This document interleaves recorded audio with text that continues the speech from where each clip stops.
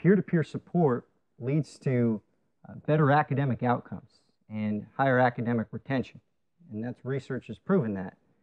And it's absolutely imperative to provide peer-to-peer support, filling that void, that missing sense of camaraderie that veterans feel that they once had when they were in uniform. Additionally, it's very important to provide faculty and staff on campus with the appropriate training. Training on military culture, training on what military veterans will be facing when they make the transition from combat or military service to college. At Kognito, we build training simulations where you learn to manage challenging interactions by engaging in role plays with virtual humans.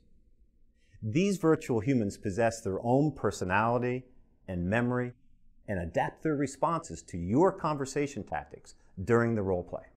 The idea is that by practicing these conversations in a virtual environment, you will build the communication skills and confidence to engage in similar conversations in real life.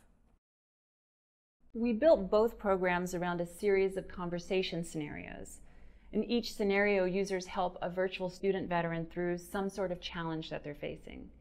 And our technology allows users to choose what to say to the virtual veteran and see how they respond, and even undo a decision and try a different approach, all while getting personalized feedback. And each program has a variety of scenarios. For example, in the peer version, there's a conversation where users assume the role of a student veteran who's concerned about a friend. This friend has started to isolate himself and miss classes. And as you approach him and you ask him what's going on, you find out that he's actually having a hard time coping with the approaching anniversary of the death of a friend he lost in combat. And he's dealt with this anniversary before, but now the added stress of being back home and being at school is making it much harder, and you uncover that he's actually considering suicide. And in the faculty and staff program, there's a conversation where users assume the role of a faculty member who needs to lead his class through a very sensitive conversation about military involvement overseas. And he has to address some negative comments about the military that some students have made, while at the same time making sure not to alienate any student veterans who may be in the class.